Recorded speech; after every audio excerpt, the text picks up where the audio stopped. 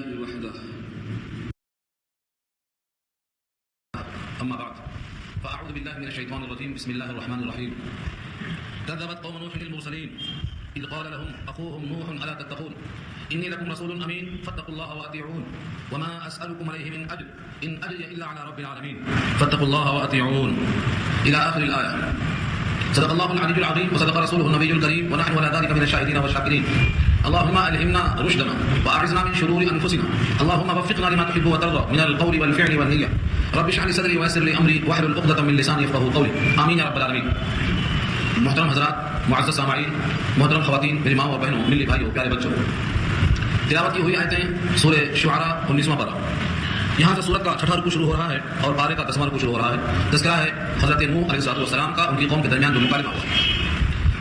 حضرت نوح علیہ السلام کا تذکرہ کئی بار آپ سن چکے ہیں. خود ان کے نام پر ایک سورت کا نام ہے سورہ نوح، جو 2 رکوع پر مشتمل ہے، اور ان کی دعوت کا طریقہ کار اللہ نے وہاں خوب کھول کے بیان کیا ہے. یہاں پر مفصل واقعہ بیان کرنا مقصد نہیں ہے، بلکہ بیان شدہ واقعے کو بطور استدلال کے پیش کرنا ہے کہ دیکھو نبیوں کا ساتھ دینے والوں کا انجام کیا ہوا اور نبیوں سے بغاوت کرنے والوں کا انجام کیا ہوا. بس یہ نتیجہ پیش کرنا ہے اور یہ سنانا ہے کفار قریش کو کہ جو سید الانبیاء کا ساتھ دے گا وہ ایسے ہی کامیاب ہوگا اور جو سید الانبیاء کی مخالفت کرے گا وہ ایسا ہی ناکام ہوگا. یہ نمونہ کو پیش کرنے کے واسطے انبیاء ان کے اقوام کے درمیان جو مکالمہ ہے اس میں سے یہاں پر پیش کیا گیا ہے حضرت نوح علیہ السلام. فرمایا کذبت قوم نوح المرسلین. کذبت جھٹلایا قوم نوح کی قوم نے. المرسلین جمع ہے مرسل کی. مرسل کے معنی جس کو بھیجا گیا. مرسل کی جمع مرسلین، بھیجے ہوئے کو جھٹلایا. مفسرین کی نگاہ میں مرسلین جب جمع ہے تو قوم نوح نے صرف نوح کو جھٹلایا یا بہت سے رسولوں کو جھٹلایا. حضرت نوح علیہ السلام تو 950 برس تک تھے، ان کی موجودگی میں کوئی اور رسول تو نہیں بھیجے گئے، تو رسول کو جھٹلایا کہنے کے بجائے رسولوں کو جھٹلایا کیوں کہا گیا قرآن کریم کی آیت میں. اس سے پہلے یہ بات آپ سن چکے ہیں کہ ایک نبی کا انکار تمام نبیوں کے انکار کے برابر ہے. ایک آیت کا انکار تمام آیتوں کے انکار کے برابر ہے. ایک انسان کا قتل سارے انسانوں کے قتل کرنے کے برابر ہے. ایک اصول جو اصول ایمانیات میں سے آتا ہے جن 7 چیزوں پر ایمان لانا ضروری ہے، ان میں سے ایک کا انکار کرنا ایمان کا لازم آتا ہے. تو حضرت نوح کا انکار ایک رسول کا انکار نہیں ہے بلکہ تمام رسولوں کا انکار ہے، کیونکہ تمام رسولوں نے جو بات کہی ہے توحید، رسالت، آخرت، وہی بات حضرت نوح نے پیش کر دیا. تو نوح علیہ السلام کو جھٹلا دیا قوموں نے. تو مطلب کیا ہوا؟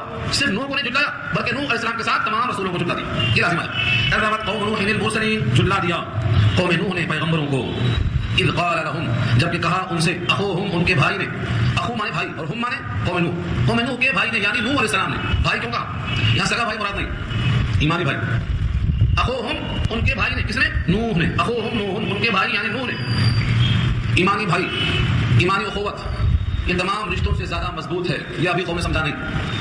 اگر آپ کو معلوم ہو جائے کہ مقام بدر میں جب غزوہ بدر سن 2 ہجری میں ہوا تو ایک طرف بیٹا تلوار ہے لے کر اور ایک طرف باپ ہے تلوار لے کر. یہ دونوں مقابل میں لڑنے کے واسطے نہیں آئے، دکھانے کے واسطے نہیں آئے، بلکہ موقع ملے تو قتل کرنے کے لیے آئے، قتل ہونے کے لیے آئے. یہ کون سا رشتہ تھا؟ یہ اخوت کا رشتہ تھا، بھائی چارے کا رشتہ تھا، ایمان کا رشتہ تھا. ایک طرف بیٹا ایک طرف بھتیجا. یہ مقابل تلواریں. حضرت عبیدہ ابن الجراح انہوں نے اپنے ہاتھوں سے اپنے بیٹے کو قتل کیا، یہ بتانے کے لیے کہ بیٹے کا رشتہ صلبی رشتہ بڑا مضبوط ہوتا ہے لیکن ایمانی رشتہ اس سے مضبوط ہوتا ہے. آج کے مسلمانوں کو اگر یہ سبق مل گیا کہ ایمان رشتہ سب سے مضبوط ہوتا ہے تو ان کا آپس کا جو انتشار وہ ختم ہو جائے گا. غزوہ بدر نے بتا دیا، نبی کی صحبت میں صحابہ نے یہ کر کے بتا دیا کہ ایمان کے مقابل کوئی رشتہ نہیں آ سکتا بشرطے کہ ایمان حقیقی ہو، دکھاوے کا ایمان نہ ہو، نسلی ایمان نہ ہو، موروثی ایمان نہ ہو، بلکہ حقیقی ایمان حاصل ہو. حقیقی ایمان کی تعریف پیچھے کہہ دفعہ چکی ہے. تو حضرت نوح کون سے بھائی ہیں؟ ایمانی بھائی. اخوہم نوح، ان کے بھائی نے ان سے کہا الا تتقون، کیا تم ڈرتے نہیں؟ اللہ سے ڈرتے نہیں؟ اللہ کا حکم توڑنے سے ڈرتے نہیں؟ اللہ کے نبی کو جھٹلانے سے ڈرتے نہیں؟ اللہ کی کتاب، اللہ کی شریعت کو جھٹلانے سے ڈرتے نہیں؟ الا تتقون، انی لکم، بے شک میں ہوں تمہارے لیے رسول امین، امانت دار. ایک لفظ وہی کہوں گا جو مجھے اللہ نے دے کر بھیجا. اللہ کے پیغام میں نہ کمی کروں گا نہ زیادتی کروں گا. یہ ہے امانت دار. رسول کا امین ہونا یہ مطلب نہیں کہ صرف پیسوں میں خود نہیں ہوگی. پیسوں میں خود ہونا یہ بھی خلاف امانت ہے، لیکن کسی کے پیغام میں کمی زیادتی کرنا یہ اس سے بڑی خیانت ہے. لوگوں نے قرآن کریم کے مضامین میں اور اپنی مرضی کی حدیثوں کے کرنے میں جو چاہا داخل کر دیا ہے یہ امانت کے خلاف ہے. وہی کہنا چاہیے جو اللہ کی مراد ہے اور جو اللہ کے نبی نے واضح کر دیا. جو تفسیریں حدیثوں سے ثابت نہیں ہیں، من گھڑت تفسیریں ہیں، ان کا یہی مقام ہے. تو رسول کا امین ہونا کیوں کہا گیا؟ امانت کے ساتھ پیغام پہنچانا ہے. ایک لفظ وہی بات کہنا ہے جو اللہ کی مراد ہے. اپنی طرف سے کوئی اضافہ نہیں، کوئی کمی نہیں، کسی قسم سے اس کے اندر کوئی بہتان تراشی نہیں. تو کیا فرمایا؟ انی لکم، بے شک میں ہوں تمہارے لیے رسول. کیسا رسول؟ امین، امانت دار رسول. کسی بھی پیغمبر کا، کسی بھی قاصد کا امانت دار ہونا یہ اتنا ضروری ہے کہ اللہ نے خود بیان کیا. جبریل کے سارے اوصاف بیان کرنے کے بعد کیا کہا رسول کو؟ جبریل کو کیا کہا؟ مطاعین ثم امین. یہ جبریل امین کو جو ہم نے پیغام دے کے بھیجا ہے تو بہت طاقتور ہے اور آسمانوں میں ان کا حکم چلتا ہے، دروازے کھلتے چلے جاتے ہیں، لیکن اتنا پاور ہونے کے باوجود ثم امین، وہاں پر وہ امانت دار ہیں. ایک لفظ کمی ذاتی کرنے پر قادر نہیں، اضافہ نہیں، کمی ذاتی نہیں. جبریل کے واسطے طاقتور ہیں لیکن امانت دار. اور سید الانبیاء کے واسطے اللہ نے خود فرما دیا میرے کلام میں اور میرے پیغام میں اگر ذرہ برابر کبھی زیادتی ہوئی تو ہم شہر کاٹ دیں گے. وَلَوْ تَقَوَّلَ عَلَيْنَا بَعْضَ الْأَقَاوِيلِ لَأَخَذْنَا مِنْهُ بِالْيَمِينِ ثُمَّ لَقَطَعْنَا مِنْهُ الْوَتِينَ. یہ کس کے الفاظ ہیں؟ قرآن کریم کے الفاظ ہیں. تقول کے معنی باتوں کو گڑھ کر پیش کرنا. وَلَوْ تَقَوَّلَ عَلَيْنَا اگر ہمارے اوپر کوئی بھی شخص ہوگا باتوں کو گڑھ کر پیش کرے گا تو ہم دائنا ہاتھ پکڑیں گے اس کی شہر کاٹ دیں گے. اللہ تعالیٰ نے اپنی کتاب میں ملاوٹ کو پسند نہیں کیا, نہ جبریل کے ذریعے, نہ جہاں پہنچایا جبریل نے وہاں کے ذریعے, اور قیامت تک کے واسطے بھی وعدہ ہے ہم اس میں ہیرا پھیری کو برداشت نہیں کریں گے. اللہ تعالیٰ کے پاس وہ شخص مجرم ہے جو اللہ کی مراد ملاوٹ کرے گا, تو پیغام رسانی کے لیے امانت دار ہونا بڑی اہم شرط ہے. فاتقوا اللہ, بس اللہ سے ڈرو. واطیعون, اصل میں نون کے ساتھ یا بھی تھی واطیعونی, یہ یا گر گئی ہے. فاتقوا اللہ واطیعون, بس ڈرو اللہ سے اور میری اطاعت کرو. ہر نبی کا یہ پیغام ہے. ابھی تک آپ سن چکے ہیں 4 نبیوں کا تذکرہ اور آگے بھی آئے گا. ہر نبی نے یہ کہا فاتقوا اللہ, اللہ سے ڈرو, واطیعون اور میری اطاعت کرو, کیونکہ نبی بھی اپنی اطاعت نہیں کرواتے, نبی بھی اللہ کی اطاعت کرتے. اللہ نے خود کہا یہ وما کان لرسول, کسی رسول کے واسطے یہ مناسب نہیں ہے, کسی بھی رسول کے واسطے یہ مناسب نہیں ہے ان یطاع الا باذن اللہ, کہ اس کی اطاعت کی جائے مگر اللہ کے حکم سے. اللہ کے نبی فرماتے ہیں ان اتبع الا ما یوحى الی, میں تو اسی کو فالو کرتا ہوں جو مجھ پہ اللہ کا پیغام آتا ہے, میں بھی اللہ کے پیغام سے انحراف نہیں کرتا ہوں. تو ہر نبی نے اللہ کی بات مانا ہے, اللہ کی اطاعت کی. تو میری اطاعت کرنے کا مطلب یہ نہیں کہ میری اطاعت کچھ الگ ہے, جو اللہ کی اطاعت ہے وہی میری اطاعت ہے, میں جیسا کرتا ہوں تم ویسا کرو, یہ مطلب ہے. فاتقوا اللہ, بس اللہ سے ڈرو, واطیعون اور میرا کہا مانو. یہ جملہ 2 مرتبہ آ رہی ہے. حضرت نوح کے تذکرے میں فاتقوا اللہ واطیعون 2 مرتبہ ہے, اور 8 نبیوں کا ذکر آیا وہاں صرف 1 مرتبہ ہے. حضرت نوح علیہ السلام کے زمانے میں طویل زمانہ, اور لوگوں نے جو بات کہی ہے حضرت نوح کے سامنے کہ ہم آپ کی بات کیسے مانیں, آپ کے تو فالوورز ایسے اور ویسے آگے لگا رہا ہے. اسی لیے حضرت نوح نے تاکید فرمایا کہ تم ان کے اعمال کو مت دیکھو, تم اللہ سے ڈرو اور مجھے میری اطاعت کرو. فاتقوا اللہ واطیعون وما اسالکم علیہ من اجر, میں تم سے سوال نہیں کرتا, وما اسالکم, تم سے میں سوال نہیں کرتا, علیہ, اس دعوت پر, اس پیغام رسانے پر, اجر کے معنی اجرت, محنتانہ, حق الخدمت نہیں چاہیے. وما اسالکم علیہ من اجر, یہ لفظ من کیوں آیا اجر کے ساتھ؟ اس سے پہلے بھی آ چکا ہے. من آتا ہے تبعیض کے لیے, تبعیض کے معنی بعض, یعنی پورا محنتانہ نہیں, پوری محنت کا محنتانہ نہیں, بلکہ اس میں کا کچھ حصہ مجھے دے دو, یہ بھی نہیں چاہیے. من اجر میں اجر کے ساتھ تنوین برائے تعمیم کے ہے, یعنی کسی قسم کی کوئی مجرت نہیں چاہیے. اور جب من لگ گیا تو معنی کیا ہوا, کسی قسم کے محنتانے میں سے کوئی محنتانہ مجھے نہیں چاہیے. یعنی اس میں انبیاء کرام بے لوث خدمت کرتے ہیں, بے لوث, تم سے کچھ نہیں چاہیے, تم تک پہنچانا یہ ذمہ اللہ نے کیا ہے, اس کا صلہ بھی اللہ سے ہی لیں گے, تم سے کچھ نہیں چاہیے. یہ انبیاء کا خلوص رہا. ترجمہ لفظ کیا ہے؟ وما اسالکم, اور نہیں سوال کرتا ہوں میں تم سے, علیہ, اس کام پر, یعنی تعلیم پر, تبلیغ پر, اس پیغام رسانے پر, من اجر, کوئی دنیاوی صلہ, ان اجری الا علی رب العالمین, نہیں ہے میرا محنتانہ, نہیں ہے میرا صلہ, نہیں ہے میری اجرت, الا علی رب العالمین, مگر اس ذات پر جو رب ہے سارے جہان کا, جو سارے جہان کو پالنے پر قادر ہے, عدم سے وجود میں لانے پر قادر ہے. میرا صلہ ان کے ذمہ ہے, کیونکہ یہ کام میں ان کے حکم سے کر رہا ہوں, میرا ذمہ اللہ کا ذمہ. اس آیت کو لے کر احناف کی رائے یہ ہے کہ تعلیم قرآن پر اجرت لینا جائز نہیں ہے. انبیاء کرام کی طرح بے لوث خدمت کرنا, تعلیم قرآن, تبلیغ قرآن, دینی کام جو وجہ اللہ کو اخلاص جو چاہتا ہے, ایسے کاموں پر اجرت دینا جائز نہیں. یہ فقہاء متقدمین کی رائے تھی, امام اعظم ابو حنیفہ رحمۃ اللہ علیہ کے زمانے میں. لیکن بعد کے لوگوں نے سوچا کہ پہلی خلافت تھی, خلیفۃ المسلمین ایسے علماء کی سرپرستی کرتے تھے, اب تو علماء کی جڑیں کاٹنے والی حکومتیں آ گئی ہیں, علماء کو دیکھ کر برداشت نہیں کر سکتی ہیں, ان کا تعاون کرنا تو بہت دور کی بات ہے. اگر ان کے یہ اجرت کو پہلے کی طرح حرام کر دیا جائے گا اور خلافت نہیں ہے ان کی, تو پھر دنیاوی تعلیم کے آگے دینی تعلیم بند ہو جائے گی, لوگ اپنے قرآن سے واقف نہیں رہ جائیں گے, لوگ اپنے ایمان سے واقف نہیں رہ جائیں گے, دینی تعلیم دینے والا کوئی میسر نہیں آئے گا. اس مجبوری کے تحت بقدر ضرورت, بقدر حاجت زندگی گزارنے کے لیے لینے کو بدرجہ مجبوری جائز قرار دیا ہے. یہ ہے علماء احناف. البتہ امام شافعی رحمۃ اللہ علیہ کے نزدیک شروع سے جائز ہے. وہ شروع سے فرماتے ہیں ان احق ما اخذتم علیہ اجرا کتاب اللہ, تم جس پر اجر کا استحقاق رکھتے ہو کتاب اللہ ہے. جو آدمی جس کام میں لگتا ہے اسی کام میں رہ کر کے وہ کھاتا پیتا رہتا ہے, اس لیے جو آدمی کس مشغلے میں ہے اسے بقدر حاجت استفادہ کرنا ان کے پاس شروع سے جائز ہے. یہ رہا اخلاص کہ تم سے مجھے کچھ نہیں چاہیے, اور اب جو جواز ہے یہ بقدر حاجت ہے, یہ مجبوری ہے. لیکن آج بھی اگر کوئی بندہ اپنے زندگی گزارنے کے لیے کاروبار میں لگ کر استفادہ کرتا ہے اور بقیہ اوقات لوجہ اللہ کی تعلیم میں لگا ہوا ہے, تو اس کا مقام بہت اونچا ہے, بہت اونچا ہے. اخلاص کی بات یہی ہے. یہ جملہ پھر فاتقوا اللہ واطیعون 2 مرتبہ دہرایا, اللہ سے ڈرو اور میرا کہا مانو, میری اطاعت کر لو. حضرت نوح علیہ السلام پر قوم نے حملہ کیا, لفظی حملہ بھی اور پتھروں سے بھی حملہ کیا, پتھروں سے مار کے پتھروں میں چھپا دیا. کیوں؟ کیونکہ یہ کہتے تھے اللہ سے ڈرو اور میرا کہا مانو, اور قوم اللہ سے ڈرتی نہیں تھی. کیا کرتی تھی قوم کا خیال کیا تھا, قوم کا انداز کیا تھا سوچنے کا, ایک ہی آیت میں آپ کو سمجھ میں آ جائے گا. قوم جواب کہتی ہے, جواب میں کیا کہتی ہے, کیا ہم تمہاری بات مان لیں, تمہاری اتباع کر لیں, حالانکہ تمہارے فالوورز, تمہارے پیچھے چلنے والے, تمہارے ساتھ رہنے والے بڑے رذیل اور کمتر لوگ ہیں, جن کے ساتھ بیٹھنے میں شرف کو آ آتی ہے, جن کے ساتھ اٹھنے بیٹھنے میں ہم کو بڑی شرم آتی ہے. ہلکے لوگ ہیں, کمینے لوگ ہیں, بڑے ہی پست لوگ ہیں, ہم ان کے ساتھ رہ کر کے اپنے آپ میں ایک خفت, ایک شرم محسوس کرتے ہیں. جب تک یہ تمہارے ساتھ رہیں گے ہم تمہارے ساتھ کیسے ہو سکتے ہیں, یہ ان کا خیال قرآن نقل کرتا ہے. لفظ کو دیکھو, قالوا کہنے کہ نؤمن لک، آ کے معنی کیا؟ کوشچن ہے، یہ حرف استفہام ہے، آ کے معنی کیا؟ نؤمن لک، یقین کر لیں ہم آپ کے لیے. مومنوں کے ساتھ اگر لام آئے تو یقین کرنا. قالوا انؤمن لك، کیا ہم آپ کے اوپر یقین کر لیں اور آپ کی بات کو ہم تسلیم کر لیں. واتبعك الارذلون، واتبع میں جو واو ہے، جو واو حالیہ ہے، اس حالت میں کہ آپ کی اتباع کرنے والے کون ہیں؟ اتباع کیا آپ کی کون؟ الارذلون. ارذلون جمع ہے ارذل کی، اور ارذل کا معنی ہے رذیل، اور رذیل کے معنی کمینے لوگ، معاشرے میں گرے پڑے لوگ، معاشرے میں جو لوگ کمزور ہیں ان کو رذیل کہا، اس سے بنا ارذل، سب سے کم تر، اس کی جمع ارذلون. واتبعك الارذلون، آپ کی اتباع کرنے والے پیشہ ور لوگ انتہائی رذیل قسم کے ہیں، ان کے ہوتے ہوئے ہم آپ کو فالو نہیں کر سکتے. اس جملے میں در حقیقت ان کا اشارہ اس طرف ہے کہ ان کو ہٹاؤ تو ہم آپ کے ساتھ آئیں گے، ان کو اپنے پاس سے ہٹاؤ، جن کے ساتھ بیٹھنے میں ہم کو خفت اور شرم آتی ہے، ان کو ہٹاؤ تو ہم آپ کے ساتھ آئیں گے. یہ مراد ہے. بیان ہی یہی سوال کیا تھا سید الانبیاء محمد مصطفیٰ صلی اللہ علیہ وسلم سے کفار قریش نے کہ مکے کے کمزور لوگ آپ کے قریب ہیں، بلال ہیں، صہیب ہیں، ابو ذر غفاری ہیں، یہ کمزور لوگ ہیں، ان کو ہٹاؤ تو ہم آپ کے پاس بیٹھیں گے. کفار قریش نے یہی کہا اور قوم نوح نے یہی کہا. اور اگر آپ غور سے دیکھیں گے تو آج کے بہت سے بڑے لوگوں کی یہی خواہش دل میں نکلے گی کہ اس مولوی کے پاس نہیں جائیں گے جس کے قریب میں غریب لوگ بیٹھے ہوئے ہیں. وہ چاہیں گے کہ ہمارے لیے ایسے مولوی فراہم ہوں جو ہماری ہمیں جانے والے ہوں، ان کے ساتھ کوئی کمتر آدمی نہ ہو. بغور شخص سے تقویٰ آج کل کاروں میں آتا ہے، تقویٰ پیدل نہیں آتا. سائیکل سے آیا تو کوئی بیان سننے والا ہے نہیں سنے گا، کیوں؟ تقویٰ بھی کاروں سے آتا، ہوائی جہازوں سے آتا. اگر متقی آدمی سائیکل سے آیا تو اس کا بیان نہیں سنے گا. تو یہ لوگوں کا مزاج بن چکا ہے. تقویٰ کیا چیز ہے وہ تو نظر نہیں آتا، مگر یہاں دکھائی دے گا آپ کو. حضرت نوح نے کھول کے رکھ دیا اور سید الانبیاء نے جو پیغام دیا کفار قریش کو وہ بھی کھول دیا، اور اللہ نے نازل فرما دیا آیتوں کو. تو دو چار کی طرح صاف، یعنی تم ایمان لاؤ یا مت آؤ، تمہارے لیے کوئی محتاج نہیں ہے، نہ اللہ محتاج ہے، نہ اللہ کی کتاب محتاج ہے، نہ اللہ کے نبی محتاج ہے. تم ایمان لائیں گے تمہارا بھلا ہوگا. تم نہیں لاتے ایمان تو مت لاؤ، لیکن ہم ان کو اپنے پاس سے دور نہیں کریں گے جن کے دل میں اللہ کی محبت ہے، جن کے دل میں اللہ کی عظمت، جن کے دل میں نبی کی محبت ہے، جو صبح شام اللہ کی یاد میں لگے ہوئے ہیں، ہم ان کو دور نہیں کرنے والے. تفصیل میں جاؤں گا تو نکل جائے گا، کئی مثالیں کلام پاک میں موجود ہیں. خود سید الانبیاء کفار قریش سے بات کر رہے تھے. ایک نابینا صحابی آئی حضرت عبداللہ بن مکتوم، جن کا ذکر سورہ آبس میں آ چکا تفصیل صاحب کا سورہ آبس میں. نبی صلی اللہ علیہ وسلم کو بات ناگوار گزری کہ میرے اور کفار قریش کے درمیان گفتگو ہو رہی ہے. نابینا صحابی آ گئے.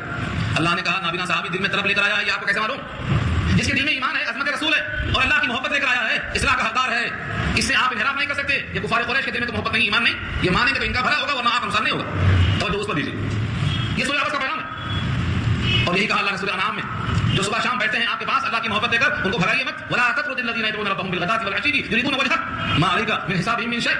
ان کا حساب آپ کے ذمہ نہیں اور آپ کا حساب ان کے ذمہ نہیں. کس پر احسان کرتے ہیں مان کر؟ لوگوں نے جواب رکھا ہے، وہاں وہ جواب دیا، کفار قریش کو جواب دیا. یہاں بھی دیکھیے حضرت نوح نے کس انداز سے جواب دیا، اسی بات کو اسی انداز. قال وما علمي بما كانوا يعملون، قال وما علمي بما كانوا يعملون، فرمایا اور میرا کیا علم ہے، مجھے کیا جاننا ہے، ما كانوا يعملون، کہ وہ لوگ کیا کر رہے ہیں. کوئی لکڑی کا کام کرتا ہے، کرتا ہوگا، کوئی بڑھائی ہے تو ہوتا ہوگا، کوئی لوہار ہے تو ہوتا ہوگا. اسی لیے دنیاوی مشاغل کا میرے کو علم ہونا کیا ضروری ہے. میرا یہ کام نہیں ہے کہ کون آدمی دھوبی ہے، کون آدمی حجام ہے، کون آدمی کام کون سا کرتا ہے. ان کے مشاغل سے مجھے لینا دینا نہیں ہے. پیشہ برا نہیں ہوتا، پیشہ برا نہیں ہوتا، پیشوں سے آدمی رذیل اور عزیز نہیں ہوتا، تقوی سے ہوتا ہے عزیز اور فسق و فجور سے ہوتا ہے ذلیل. یہ اصول یاد رکھ لو. ہمارے پاس بہت سے لوگوں نے حجام والا کام چھوڑ دیا غیروں کے لیے. حجام والا کام کرنا کوئی برا کام ہے. ہم نے مکے میں دیکھا اتفاق سے حرم کے بالکل قریب میں ایک ایسا شخص ہے جس کی عمر اس کے شکل سے لگتی تھی کم سے کم 70 سال کا ہوگا. سفید داڑھی، سفید ٹوپی، سفید کرتا، اتنا بھولا بھلا لگتا ہے کہ کوئی فرشتہ بیٹھا ہوا ہے. اسرار یہ ہوئے کہ چیزیں ہوئے مکے کے دروازے کے دیکھا میں نے اس کو، اتنا خوشی ہوئی کہ دیکھو یہ ہیں اہل اللہ میں سے. پیشہ رذیل نہیں کرتا کسی کو، حلال کمائی بہرحال مفید ہے. ہر پیشہ نبیوں سے سکھا گیا ہے، نبیوں نے سکھایا ہے. کشتی بنانا حضرت نوح کی سنت ہے، پہلے کشتی نہیں تھی. ذرہ بنانا حضرت داؤد کی سنت ہے، پہلے نہیں تھی. سب کام میں موجود ہے. تو جتنی صنعت و حرفت کی چیزیں ہیں، جتنے بھی مشاغل ہیں، روزی کمانے کے اس میں کوئی معیوب نہیں ہے. ہاں حرام کمانے کے معیوب ہے.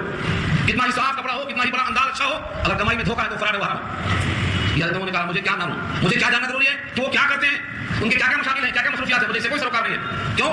اس لیے کہ ان کا حساب دینا میرا ذمہ ہے ہی نہیں. ان حسابهم الا علی ربی، ان کا حساب نہیں ہے مگر میرے رب کا ذمہ. اگر ان کے معاملات میں کوتاہی ہے، کچھ کمی ہے، حساب اللہ لیں گے، میرا ذمہ حساب نہیں ہے.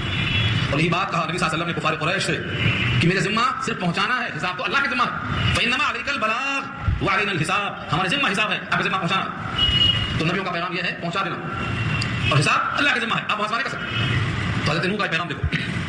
قالوا انؤمن لك واتبعك الارذلون قال وما علمي بما كانوا يعملون. لوگوں نے کہا کہ ہم آپ کو مان لیں، اس لیے یقین کر لیں ہم آپ کی باتوں کا، حالانکہ آپ کی اتباع کرنے والے لوگ رذیل اور ارذل ہیں. حضرت نوح نے فرمایا وما علمی، اور نہیں ہے میرا علم، یا مجھے کیا جاننا چاہیے، ما كانوا يعملون، جو لوگ کر رہے ہیں ان کے سارے مشاغل کا علم ضروری ہے میرے واسطے.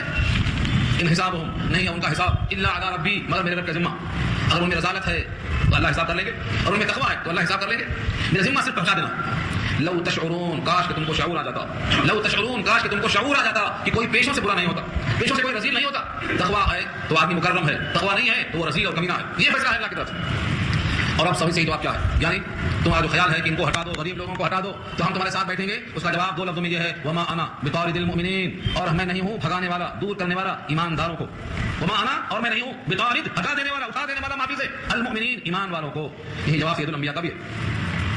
فرمایا نبی صلی اللہ علیہ وسلم کو اللہ تعالیٰ نے کہ جتنے بھی آپ کے پاس صبح شام بیٹھتے ہیں ان کے دل میں اللہ کی عظمت ہے، آپ انہی کے ساتھ رہیے. جو بڑے گھمنڈی لوگ آتے ہیں ان کے لیے بیٹھنا ضروری نہیں ہے، آپ ان کے ساتھ، آپ ان کے ساتھ رہیے. وَاذْكُرْ رَبَّكَ فِي نَفْسِكَ تَضَرُّعًا وَخِيفَةً، جو اللہ کی یاد صبح شام کرتے ہیں، محبت کرتے ہیں، ان کے ساتھ ہی آپ قرآن کا حکم دیا اللہ نے. اللہ تعالیٰ نے قرآن کریم میں یہ پیغام صاف صاف دے دیا. یہاں بھی مضمون ہے. آگے فرمایا ان انا الا نذیر، نہیں ہوں میں مگر ڈر سنانے والا. اور مبین صفت ہے، نذیر کی صفت، مبین کھول کھول کر صاف صاف ڈرا دینے والا. کوئی اس کے اندر دو رخی بات نہیں کرنا ہے، منہ دیکھی بات نہیں کرنا ہے. بہت سے لوگوں کو دیکھ کر اپنا فیصلہ نرم کر دیتے، جس کو بولتے ہیں چکنی چپڑی باتیں کرنا، کہیں حضرت خفا نہ ہو جائے. جو انسان کسی کے خفا ہونے کی فکر کرے گا وہ حق بات نہیں کر سکے گا. سب سے بڑا مجاہدہ یہ ہے سچی بات اس ظالم کے سامنے کہہ دینا جہاں ظلم کا اندیشہ ہوتا ہے. ان سلطان جائر، جو ظالم اور جابر بادشاہ ہو اس کے سامنے حق پیش کر دینا، یہ سب سے بڑا مجاہدہ. ان انا الا نذیر مبین، بات پوری ہو گئی. قوم نے کیا کہا؟ کون سردار تھے؟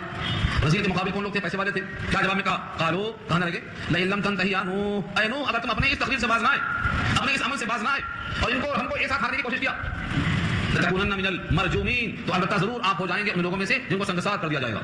مرجومین جمع ہے، اس کا واحد مرجوم ہے. مرجوم کا مادہ رجم ہے، رجم کہتے ہیں پتھروں سے مار مار کے ہلاک کر دینا. تو مرجومین میں سے ہو جائیں گے آپ، یعنی جن جن لوگوں کو پتھروں سے مار کے ہلاک کر دیا گیا ہے ان میں سے ایک آپ بھی ہو جائیں گے. یہ دھمکی ہے. قوم جب دھمکی دیتی ہے تو انسان سوچتا ہے کہ چلو بھائی یہ بڑا کرنا ہے.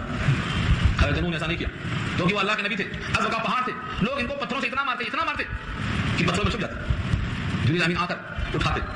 جب یہ نوبت آئی بہت زمانے تک، ایک دن میں غصہ نہیں آ گیا، 2 دن نہیں، 3 دن نہیں، 950 برس، 3 نسلیں پیدا ہوئی، جوان ہوئی، بوڑھی ہوئی، مر گئی. 3 نسلیں پیدا ہوئی، جوان ہوئی، بوڑھی ہوئی، مر گئی. اتنا لمبا پیغام پہنچاتے جب دیکھ لیا کہ قوم ایمان نہیں لا رہی ہے، اور اوپر سے اللہ نے خبر دے دیا یا نوح انہ لن یؤمن من قومک الا من قد آمن. سورہ ہود میں بات آ چکی ہے. اب تک ڈرانا تھا ایمان لا چکے، اب کوئی ایمان نہیں لائے گا. اور کتنے لوگ تھے؟ وما آمن معه الا قلیل. خود اللہ نے کہا قلیل، 950 برس میں قلیل لوگ ایمان لائے، تھوڑے سے ایمان لائے جتنا کشتی میں آ سکتے تھے. بس سارے عالم میں سے چن کر کے کشتی میں جتنا لوگ آ سکتے ہیں یہی ان کا کل سرمایہ تھا 950 برس کی محنت میں. تو یہ تو قلیل لوگ تھے. دوسرے اللہ کی خبر آ گئی، تیسرے انہوں نے پتھروں سے انصار کر دیا. ان تمام کے بعد دنوں کی بددعا آ گئی جس کا ذکر سورہ نوح میں آ چکا ہے. رب لا تذر علی الارض، اے پروردگار زمین پر مت چھوڑ، من الکافرین، کافروں میں سے، دیارن، ایک بھی گھر، سب کو ختم کر. وہ دعا یہاں منقول نہیں ہے، اشارہ اسی کی طرف. قال ربی، کہا اے میرے پروردگار، ان قومی کذبون، بے شک میری قوم نے مجھ کو جھٹلا دیا. ان قومی، میری قوم نے، کذبون، نون پر جو زیر ہے یہ یا کے گرنے کی علامت ہے. کذبونی تھا، میری قوم نے مجھ کو جھٹلا دیا. ففتح، آپ فتح کر دیجیے، یعنی فیصلہ کر دیجیے. ففتح بینی و بینہم فتحن، کھلی ہوئی فتح دے دیجیے. ایسا فیصلہ کر دیجیے کہ فیصلہ کلم کلا سمجھ میں آ جائے. پوری قوم غرق ہے اور آپ کشتی میں سیر کر رہے ہیں، یہ ہے بڑا فیصلہ. ساری قوم جو مجرم تھی پانی میں غرق ہو گئی، اور جودی کے پہاڑ کے اوپر جا کر کشتی لگتی ہے، اور کشتی میں جو لوگ بیٹھے ہوئے ہیں یہ سب کے سب نجات یافتہ ہیں. یہ کھلی ہوئی فتح اللہ سے مانگا انہوں نے. فتح بینی و بینہم فتحا، سو آپ میرے اور ان کے درمیان میں ایک عملی فیصلہ کر دیجیے. ونجنی، اور مجھ کو نجات دے دیجیے. ومن معی، اور جو میرے ساتھ ہیں، من المؤمنین، ایمان والوں میں سے، ان کو بھی نجات دے دیجیے. اللہ کا فیصلہ آ گیا، سب کو نجات دے دی جو آپ کے ساتھ تھے، اور جتنے لوگ آپ کے ساتھ نہیں تھے بلکہ نیچے تھے ان تمام کو کیا کیا؟ غرق کر دیا. فتح بینی و بینہم فتحا، تو آپ میرے اور ان کے درمیان عملی فیصلہ کر دیجیے. ونجنی، مجھ کو بچا دیجیے. ومن معی، اور جو میرے ساتھ ہیں، من المؤمنین، ایمان والوں میں سے. فانجینا، اللہ فرماتے ہیں فانجینا، ہم نے ان کو نجات دے دیا. فانجینا ہو کی ضمیر منہ کی طرف لوٹتی ہے، ہم نے نوح علیہ السلام کو نجات دے دیا. ومن معه، اور جتنے ان کے ساتھ تھے، کہاں تھے؟ فی الفلک المشحون، بھری ہوئی کشتی میں. فل کے معنی کشتی اور مشحون کے معنی مملو، بھری ہوئی. جتنے لوگ ساتھ میں تھے کشتی کے اندر تمام کو نجات ہم نے دے دیا. ثم، پھر اغرقنا، غرق کر دیا. بعد الباقین، بعد میں باقی رہنے والوں کو، جتنے کشتی کے باقی تھے، کشتی سے باہر تھے، اغرقنا، سب کو ہم نے غرق کر دیا. یہ پورا واقعہ سنا کر رب کریم پوچھتے ہیں ان فی ذلک لآیہ، اس پورے واقعے میں نشانی ہے کہ نہیں ہے؟ ان فی ذلک لآیہ، بے شک ان تمام واقعات میں بڑی عبرت ہے، بڑی نشانی ہے. وما کان اکثرهم مؤمنین، اور نہیں ہے ان میں سے اکثر، یعنی کفار قریش میں سے اکثر ایمان لانے والے. نشانیاں موجود ہیں. طوفان نوح کا واقعہ کفار قریش کے سامنے نبی صلی اللہ علیہ وسلم پیش کر رہے ہیں. اس واقعے کو سن کر نبی کی تائید کرنا چاہیے، لیکن اکثر لوگ ایمان نہیں لا رہے ہیں. تو ہر دھرمی کی وجہ سے، تو ان کا بھی انجام ایسا ہی ہوگا. چنانچہ جیسے ہی سن 2 ہجری میں بدر واقع ہوئی، ان کا بھی انجام وہی ہونا شروع ہو گیا. 10 سال کی مدت میں جو مجرم تھے تحقیق کر دیے گئے، اور جن کے دل میں سعادت لکھی ہوئی تھی، سب صحابہ ایمان بن کر قدموں پہ آ گئے. وَإِنَّ رَبَّكَ لَهُوَ الْعَزِيزُ الرَّحِيمُ، اور بے شک آپ کا رب البتہ وہی ہے غالب، رحمتوں والا. غالب سے مراد وہ جس کی حمایت کرتا ہے اسی کو غلبہ ملتا ہے. اور رحیم جو اپنے غلطیوں کا اعتراف کر کے نبی کے ساتھ لگ جاتا ہے اس پر اللہ کی رحمت آ جاتی ہے. بے شک آپ کا رب البتہ زبردست ہے اور مہربان ہے. یہ ایک مثال پیش کیا اللہ نے. اس کے بعد ایک مثال اور پیش کیا. یہ مثال ہے قوم عاد کی. کذبت عاد المرسلین، جھٹلایا قوم عاد نے رسولوں کو. یہاں بھی کون تھے؟ حضرت ہود علیہ السلام. ہود علیہ السلام، ان کو جھٹلا دیا قوم عاد نے. جب قوم عاد نے جھٹلایا حضرت ہود کو، تو ایک کو جھٹلانا تمام رسولوں کے جھٹلانے کے برابر ہے. یہاں بھی آیا مرسلین، جھٹلا دیا عاد نے رسولوں کو. اذ قال لهم اخوهم هود الا تتقون، یہ الفاظ آ چکے ہیں. اذ قال لهم اخوهم، جبکہ کہا ان سے ان کے بھائی ہود علیہ السلام نے الا تتقون، کیا تم ڈرتے نہیں ہو؟ انی لکم رسول امین، بے شک میں ہوں تمہارے واسطے امانت دار رسول. وہی الفاظ جو پیچھے چن گیا. فاتقوا اللہ واطیعون، بس اللہ سے ڈرو اور میری اطاعت کرو. ہر نبی نہیں کہا، کسی نبی نے اپنی اطاعت کروانے کا مطلب یہ نہیں کہا کہ اللہ کو چھوڑ دو اور میرے ہی کو پکڑ لو، یہ نہیں. فاتقوا اللہ واطیعون، اللہ سے ڈرو اور میری اتباع کرو. میں بھی اللہ کا حکم پورا کرتا ہوں، تم مجھے دیکھ کر اللہ کا حکم پورا کرو. وما اسالکم علیہ من اجر، اور نہیں سوال کرتا ہوں میں تم سے اس پر کسی محنت کھانے کا. ان اجر الا علی رب العالمین، نہیں ہے میرا بدلہ مگر رب العالمین کے ذمہ. بہن ہی وہی سوال جواب ہے جو ابھی سن چکے ہیں آپ. قوم نے کیا جواب دیا؟ قوم عاد کا یہ حال تھا جو ان سے مختلف تھا کہ بڑے بڑے مکانات بناتے تھے، بڑے بڑے ٹیلوں پر. دو پہاڑوں کے درمیان جو حصہ ہوتا ہے وادی، اس کو ریعون کہتے ہیں. ایک قول کے مطابق ریعون اونچا مقام. قتادہ کہتے ہیں دونوں پہاڑوں کے بیچ کی جگہ کو ریعون کہتے ہیں. اور ابن عباس فرماتے ہیں کہ کسی بھی اونچے مقام پر جہاں سے دور سے دکھائی دے عمارت، اس کو ریعون کہتے ہیں. تو قوم عاد اپنے دیل ڈول جسامت میں بہت اونچی لمبی ترنگی تھی اور ان کے مکانات بھی بڑے اونچے اونچے ہوتے تھے. اس طرح کئی مقام پہ آ چکا ہے. سورہ اعراف میں تفصیلی بات آ چکی ہے. اتبنون، کیا تم بناتے ہو، عمارت بناتے ہو، بکل ریع، ہر اونچے مکان پر، آیتن بطور نشانی کے، تعبثون، کھلواڑ کرتے ہوئے. تعبثون کے معنی فعل عبث کرنا، نہ دنیا کا فائدہ نہ دین کا فائدہ، اس کو کہتے ہیں فعل عبث. جب بھی کوئی آدمی کام کرے تو سوچنا چاہیے کہ اس میں کچھ فائدہ ہونا چاہیے، دین کا فائدہ ہو یا دنیا کا فائدہ. نہ دنیا کا فائدہ ہے نہ دین کا فائدہ ہے تو وہ کون سا کام ہے؟ تعبثون میں آتا ہو عبث، فعل عبث. ترک لایانی سے روکا گیا، یعنی ایسے کام جو لایانی ہے، جن کی کوئی حیثیت نہیں ہے، ان تمام کاموں کو ترک کر دینا چاہیے، چھوڑ دینا چاہیے. لیکن ایسے کام پر لوگ لاکھوں روپے خرچ کرتے ہیں، لاکھوں روپے. اور جو کام ضرورت کا ہے، جہاں تقاضا ہے، ٹھوس خدمت جہاں ہے، وہاں لوگ خرچہ کرنے کو آگے پیچھے ہوتے. تو یہ قوم کا ایک خاص کام تھا، اونچے اونچے محلات بنا کر چھوڑ دیا کرتے تھے. ان محلات سے کوئی فائدہ نہ ان کو ہوا، نہ ان کی قوم کو ہوا، نہ ان کی نسل کو ہوا. کیوں؟ بنانے کے بعد نتیجہ یہ ہوا کہ ان کو غرور بہت آیا اور غرور میں نبیوں کا انکار کیا تو اللہ کا عذاب آیا. ہاں، 7 لیال و 8 ایام، سورہ حق پر 29 میں اللہ فرماتے ہیں 7 دن مسلسل آندھی اور 8 دن تک، 7 راتیں اور 8 دن تک لگاتار، حسوماً لگاتار. اس قوم میں گھنٹہ 2 گھنٹہ کی ہوا آتی ہے تو ہلا کے پھینک دیتی ہے. یہاں 7 راتیں اور 8 دن لگاتار آئی. اللہ نے فرمایا ہے کہ ایک بھی گھر اور ایک بھی در تم دیکھو گے نہیں، ایک فرد باقی نہیں ملا، سب ختم. سوال کیا ہے وہاں پر فہل ضلالہم من باقیہ، کیا تم نے کسی کو باقی دیکھا؟ یعنی ایک بھی باقی نہیں بچا. اللہ کی یہ قدرت ہے. یہ نوبت کیوں آئی کہ بڑے مکانات میں غرور پیدا ہوا؟ اتنا غرور پیدا ہوا کہ اپنے مکانات کی وجہ سے اپنے کو بڑا سمجھ بیٹھے اور کہتے ہیں من اشد منا قوہ، ہم سے بڑا طاقتور کون ہے؟ یہ چلے کر بیٹھے.